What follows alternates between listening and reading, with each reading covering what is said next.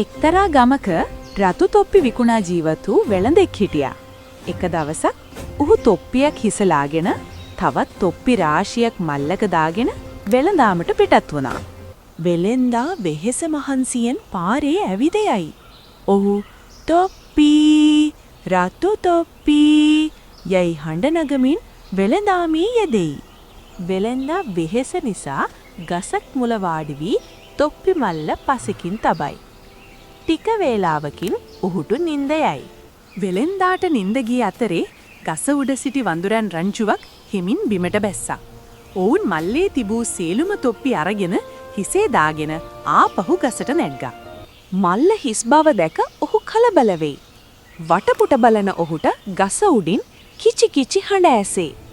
හිස ඔසවා බැලූ විට රතු තොප්පි දාගත් වඳුරන් රංචුව ඔහු දැකි. අයියෝ මගේ තොප්පි ටික! මේ වඳුරෝ මගේ වෙළදාම විනාශ කළානි. ඔහු හිසෙහි අත ගහ ගනිමින් වැළපී. වෙළඳා පොළවේ අඩිහප්පයි වඳුරන්ද අඩිහප්පයි. වෙළඳාට තේරුණා වඳුරන් කරන්නේ තමන් කරන දේමයි කියලා. ඔහු වහාම උපක්‍රමයක් කල්පනා කළා. ඔහු ඊතා වේගයෙන් තම තොප්පිය පොළවට විසි කරා.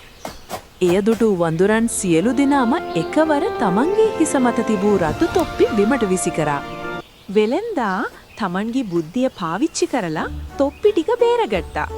ඔහු සතුටින් නැවතත් ගමන ආරම්භ කළා.